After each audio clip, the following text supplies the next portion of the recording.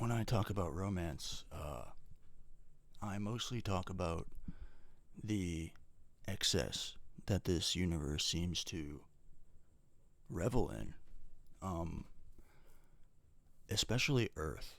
Earth is, by all indications, an extremely romantic spot.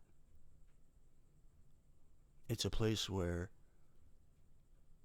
such vast genetic diversity across the board, small changes on the edges, make up the most miraculous romantic excess in expression.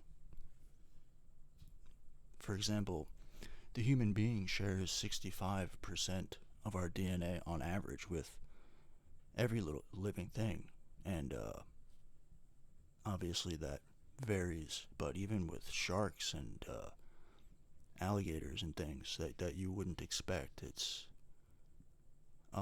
basically across the board. And when I talk about romance as well in a truly romantic context and love and things, it is also an excess.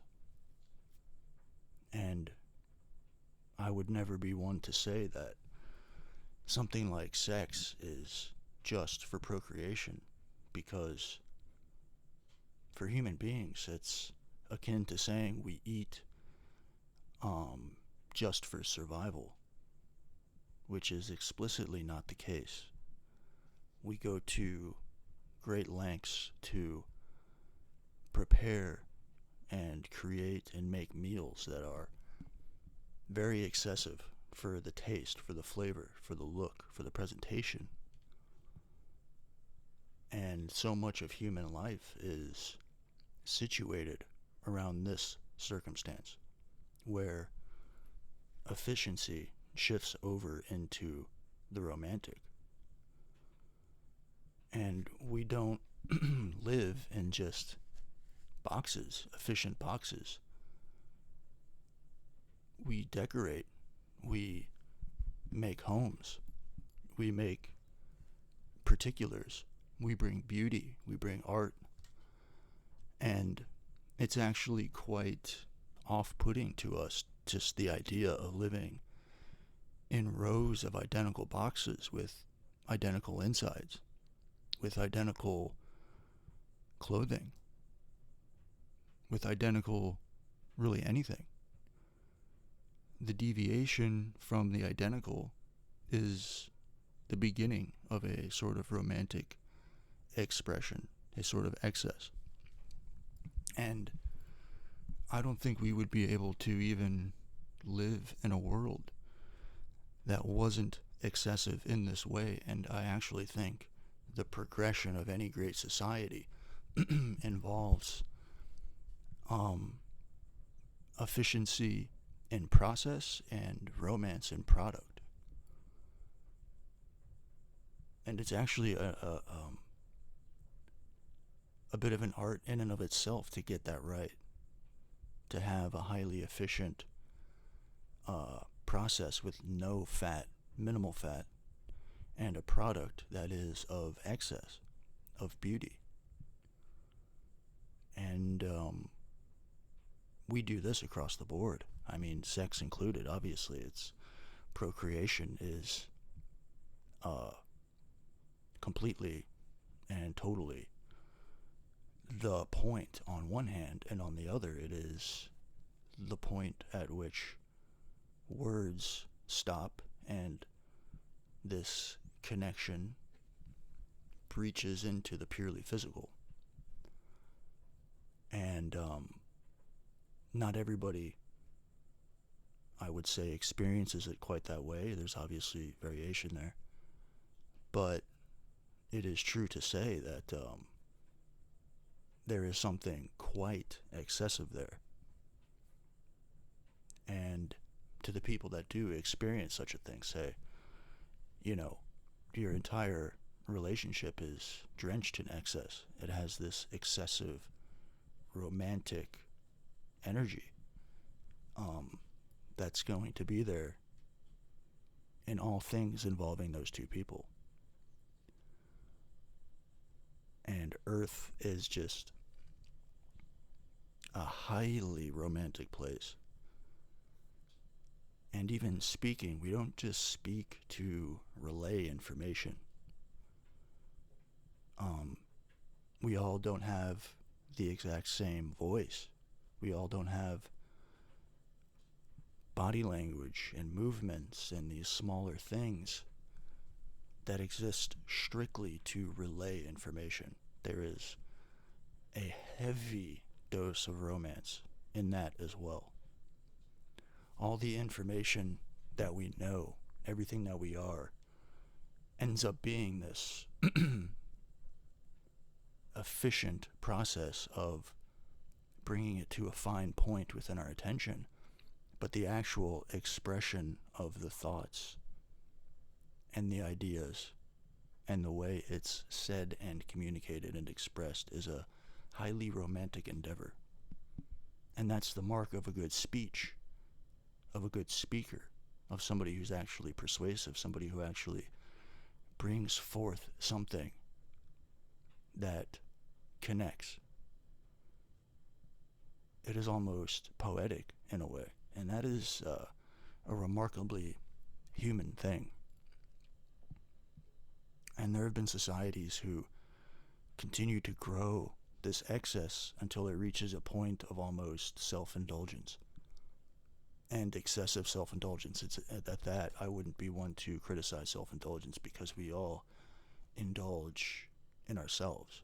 But I think we can all kind of comprehend that line there, where it just sort of brings itself back underneath beauty. And it sort of goes back to what I used to say in the past with things like marriage and how it's a contract and these kind of things. I had a very non-romantic view, a very utilitarian view, which has changed, obviously. Even the act of marriage and having children is a romantic expression. And kids brought up in that atmosphere, it's just a completely different energy, where the parents are just completely in love with each other, and there's this romantic excess. You really find yourself in an ideal place when you're around a pair like that, because it's not a put on. It's something we actually kind of want ourselves, maybe are a little bit envious of when we see it, but we love it when we see it. We love it when we see a pair who is just drenched in this sort of romantic excess that's actually real. And that it's the very life force. It's the thriving, beaming sensation that on a day-to-day basis brings even more excess. It has a heavy spillover. And we see this when we look at art, poetry. All of these things are really good work of writing. It just has this fullness. And even some languages are a bit more romantic. And it's not the abolition or the absence of utilitarianism or efficiency. It's quite there as well. It's just the other half of that coin. Efficiency and romance actually go well together. They don't completely cast each other out, because we both live to eat and eat to live. It's a duality there that ends up being this third thing, which is just the enjoyment of consumption in human life. We don't just make all of our efforts go toward cultivating water for survival, which we do that, but we also make a huge range of other beverages for other purposes.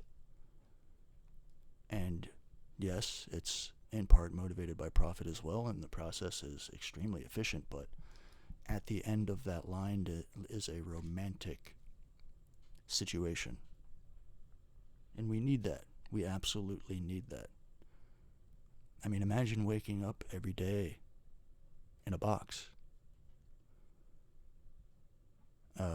Imagine getting in a vehicle that's a box. Absolutely nothing romantic about it. Just raw efficiency. And then you drive around and you just drive past a bunch of houses that are identical, with identical vehicles. And everybody's wearing the same thing. It's just completely antithetical to what we consider desirable. And this is kind of part of what we begin to feel when it comes to things like chemistry and actual romantic situations. This excess begins to take root. And it just has a kind of reverberation, and it keeps touching various areas of oneself. And just reverberates on and touches more and more areas. And it changes them. It makes them a little bit different than they were before. And that's actually a kind of unique situation, I would say.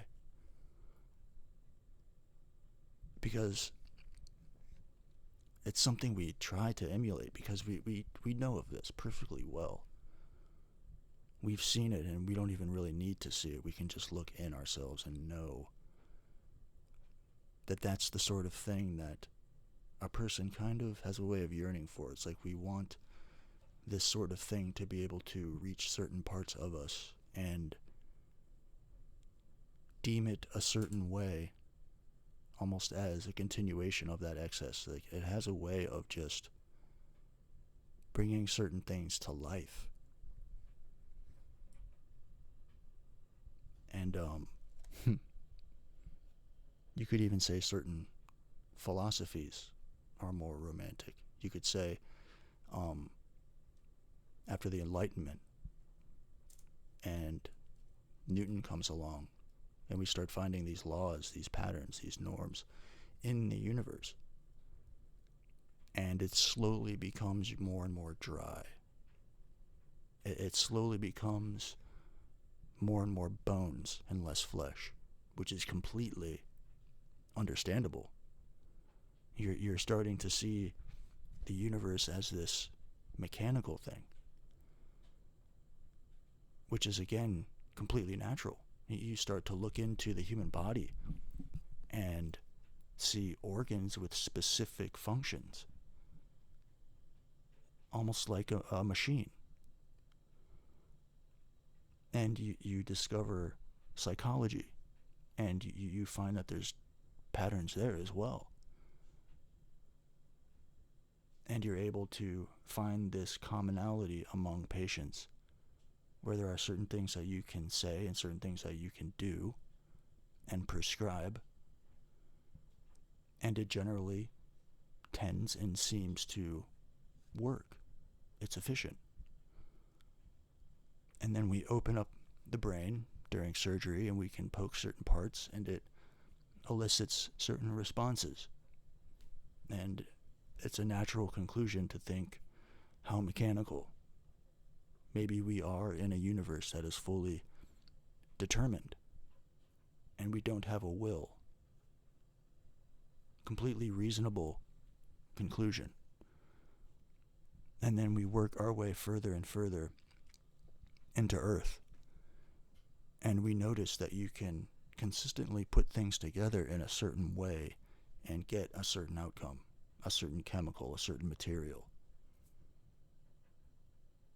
And we start to think these are parts, which is, again, completely natural. But over time, that had a way of eating into the romantic. It's almost like people can't help but view it as one or the other, as if the destruction of one is the realization of another, which is not at all the right way to look at it. They're both two completely dependent parts that rely on each other to exist in the first place. And to a miraculous degree, all all things follow that exact situation.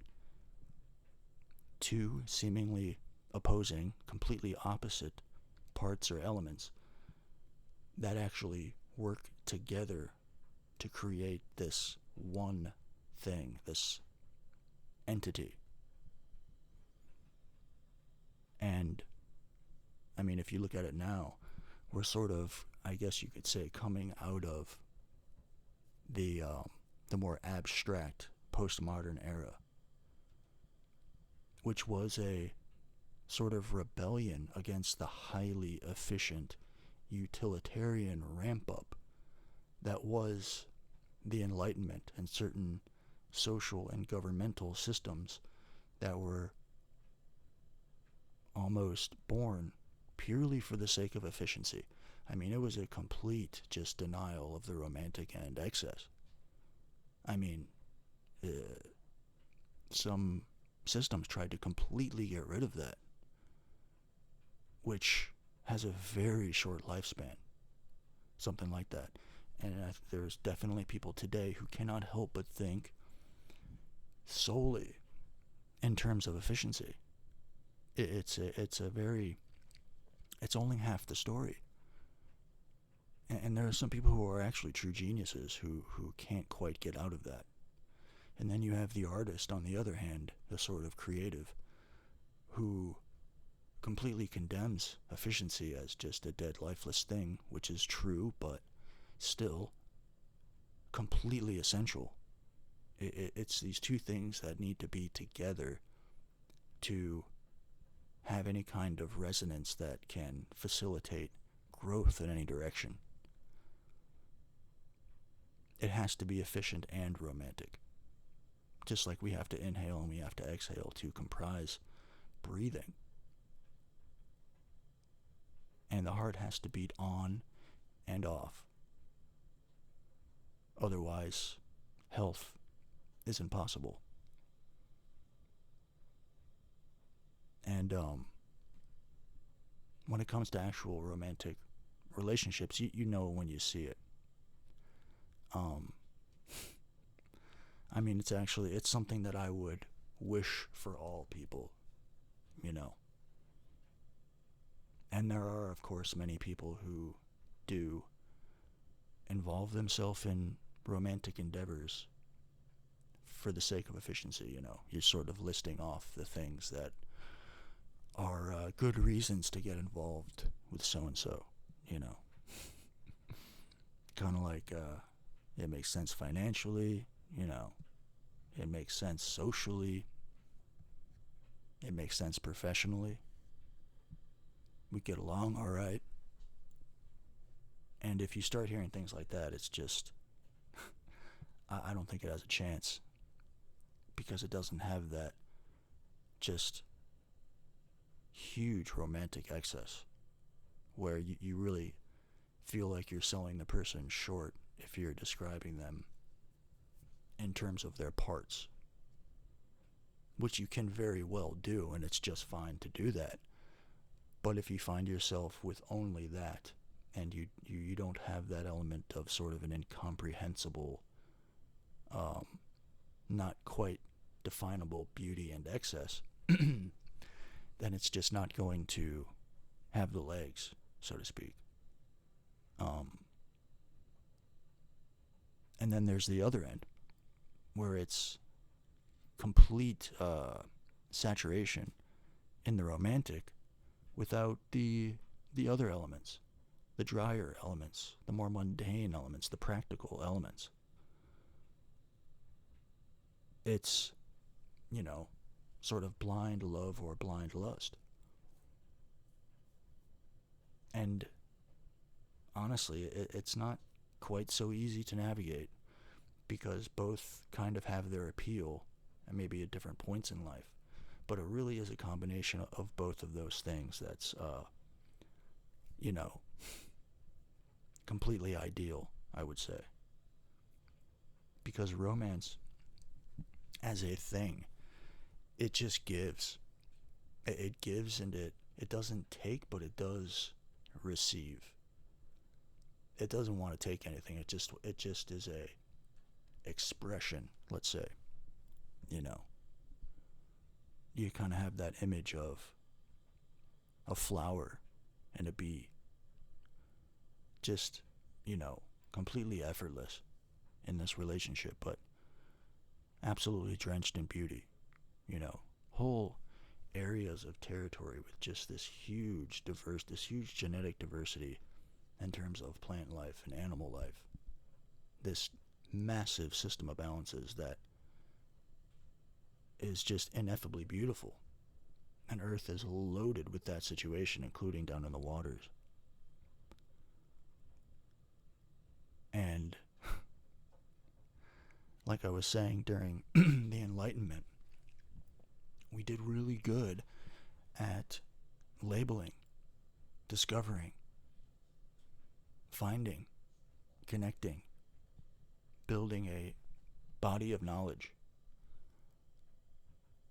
which completely changed our understanding of Earth and what's even happening here. But it's in the presentation where you'll find the romance. I mean, I imagine myself as a teacher teaching a subject. It would be so difficult to teach a subject without being completely enamored with it, you know. It feels like it would be difficult to get to the true essence of what I was trying to say. And at the end of the day, it would feel like I never quite said everything that I wanted to say. Because really, you can't quite say it all when it comes to romance. Because it truly is a overwhelming excess that never quite has a limit. And it's definitely something that we have to consider when we think about various social, political, and economic schemes. It's like the United States as a democracy, you know, a republic. It is a romantic situation to have to go from city to city and state to state to make your case. Because in that, you're not just relaying information, as I said, you are celebrating in a way. There's flags, there's music, there's cheering, there's a connection. And a good campaign is going to have the right amount of information delivery and romance. And when considering law, when considering specific cases, as with all things, there's the highly utilitarian element as well as the romantic element. It has to be there.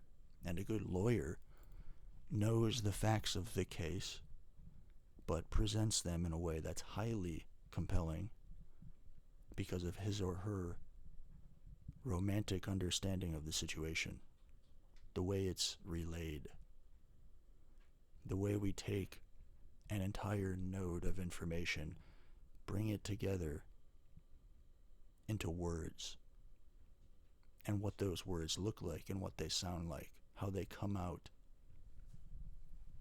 greatly shows the not only understanding, but I think understanding and romance are tied together. Because a person who has a bit of excess in the way that they're talking about something shows that they just are in love with it in a way. Like I think people who are really good lawyers love speaking. They love being able to bring the information together, but it's the expression of that information that I think a lawyer really enjoys. It's almost like having a chance to do something romantic. And once you start looking around and looking at things, it's hard to not see that once you see it, because you can go just about anywhere and look at just about anything and just sort of see this excess. And it's also kind of tethered to beauty in a way as well. And it's also a bit of magic as well, I would say. A bit of the indescribable. And it adds a surge to you. I mean, some of the best players in basketball, I always end up talking about basketball, but part of what made Jordan so legendary was his style. I mean, those dudes are out there trying to rack up points. But the ones we seem to hold in memory um, the longest and put in the highest regard are those ones who had a certain style which comes from a certain love of the game. And that's obvious. Same with acting. And that's why people, you know, feel just complete drudgery with things that involve very little romance on a day-to-day basis. Like accountants. You have to find a way to bring that romantic element in there somehow. You have to bring in some element of art, you know, which is a difficult thing. I mean, if you can find a way to do that in accounting, then I commend you. And if you're not going to get it there, you have to get it somewhere else. There has to be this balance in your life. And if you're too overtly romantic, then you're a little bit too abstract. As an observation, I would say, because I've been on both sides. And it actually kind of takes a while to get any sort of balance there. And the romantic view is in the moment. It's feeling, it's passion. It is those warmer sensations. And I'm sure you can imagine its opposite. I mean, there's such a range of people that you meet, and it's crazy to see the degree to which people fall on certain ends of the spectrum, so to speak. You know, some people are very prickly, and some people are very gooey, and some people can be both. And I really think that that's the sweet spot, you know. And it's the strangest thing about humans is the way, at least so far as I can tell, this has always kind of been available. I mean, imagine a different time where all these things on Earth were available theoretically. They all existed. But we just simply, we didn't have them. We didn't know about them. We didn't know that there was a chemical in the ground, a substance, that can be processed and run through a machine that relies on crankshafts and pistons with a beautiful body and seats that are as comfortable as the seats in your living room. That you can put that all together and cruise down an asphalt road listening to this music on this radio that you're receiving through unseen means,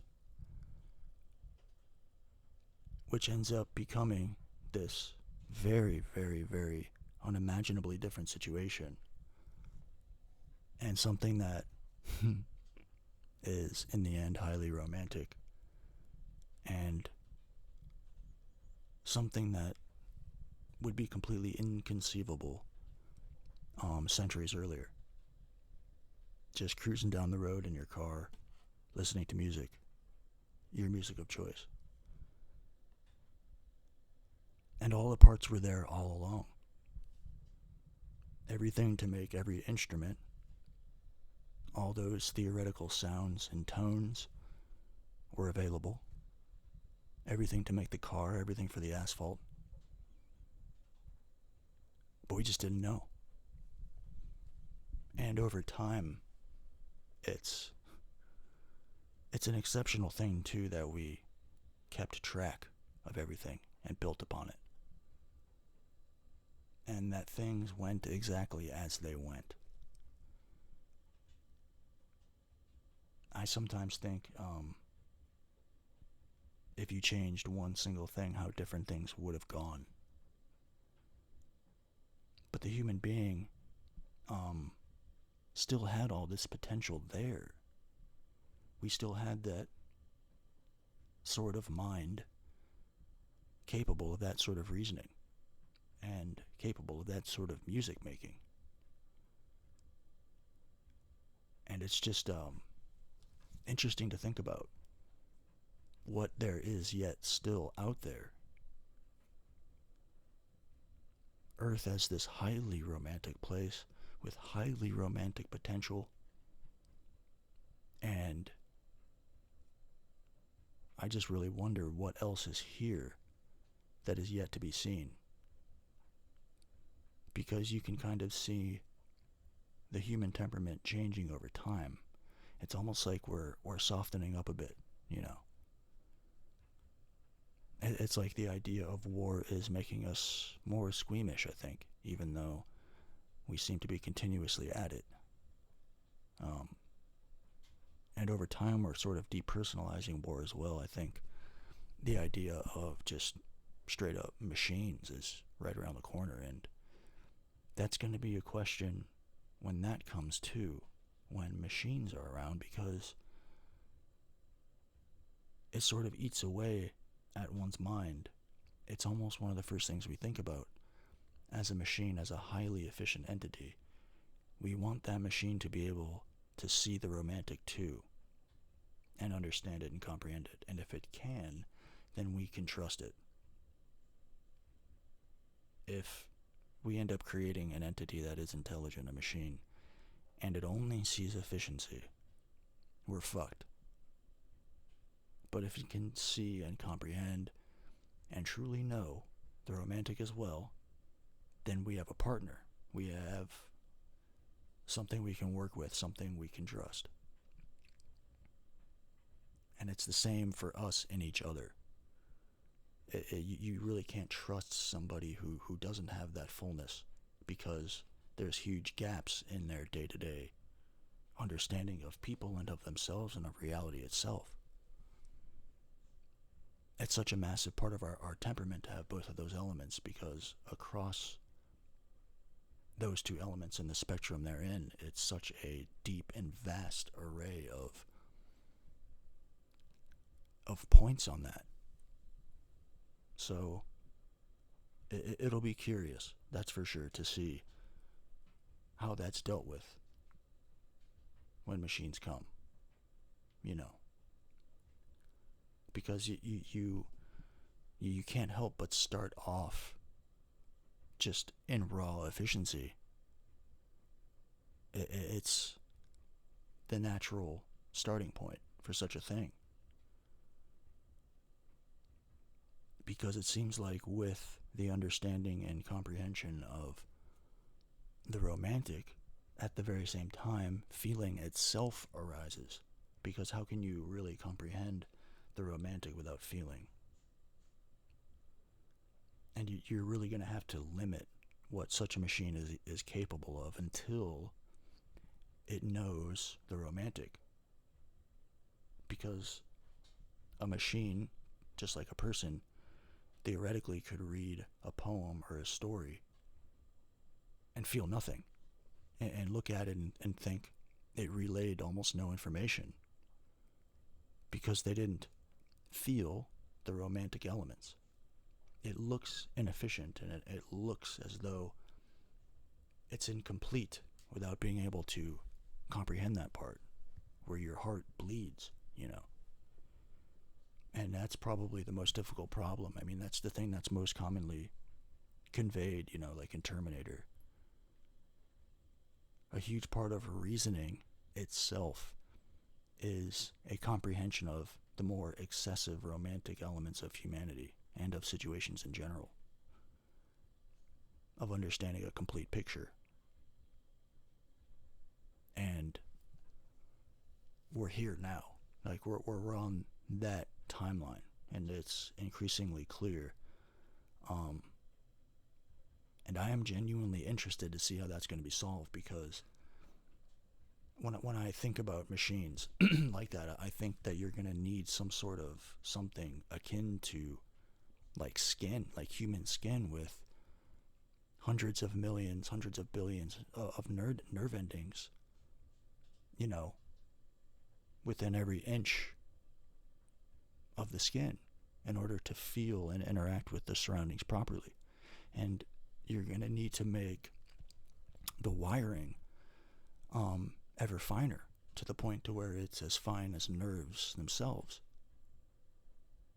because that's what really brings out our ability to feel, is the fineness of our nervous system.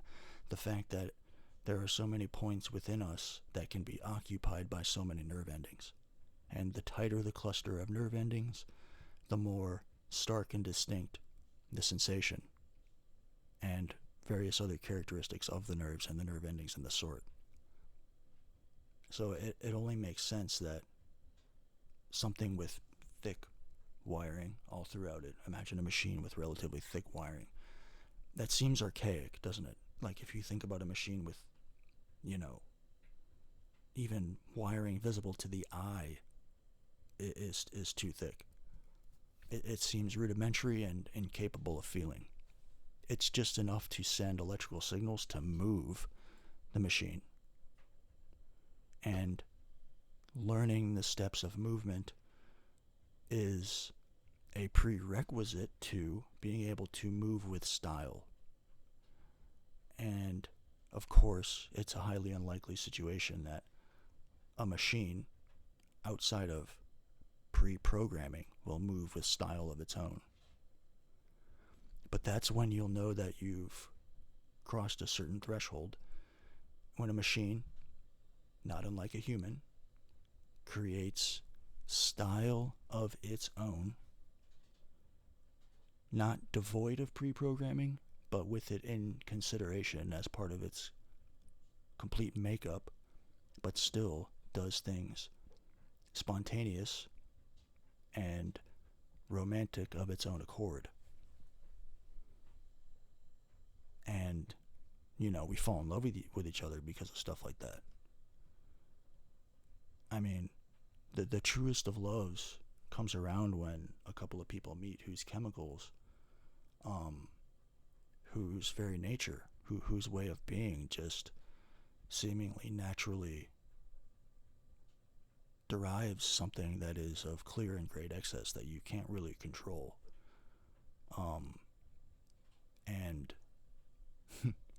when it comes time to make entities in our image, which is of course a natural tendency of something that was created in the image of something yet larger, it makes perfect sense that we would try to do that at first chance, because we were created in the image of something that created something intelligent with a will of its own, that ended up so beautifully put together that it was capable of romantic excess. And we wish the very same for the intelligence we create.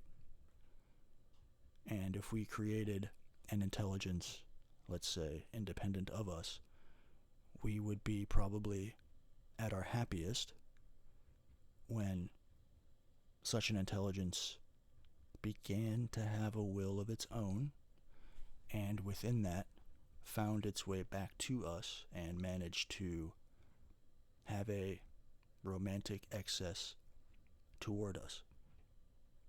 To us, that's the ideal scenario when we start to think about creating intelligence. I mean, imagine the situation God's in. It's the exact same situation. You create something in your image that's almost like a child to you. You know, you made it. That's your baby. And when you are granted a will that is free, you understand that any sort of hatred or ill will towards you is of your accord.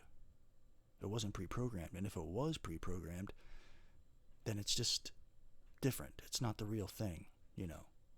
That this free will element, and the mechanical plus the romantic are crucial components of a full and free and sovereign creation that it is possible to have a relationship with, in the same way that it's possible for us to have a relationship with God.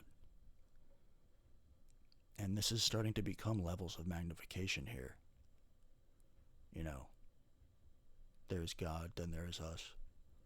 And now we are on our way to doing something that it only seems natural that we do. And as we look upon these hypothetical machines that are quickly coming about, we wonder the exact same things that God did. People wonder, will they kill us? You know, which is worst case scenario. And as we began to investigate the universe and saw this sort of dead efficiency, it was literally declared that God is dead in time. And it seems like only within the last bit of time, relatively recent, that this romantic fullness is beginning to return.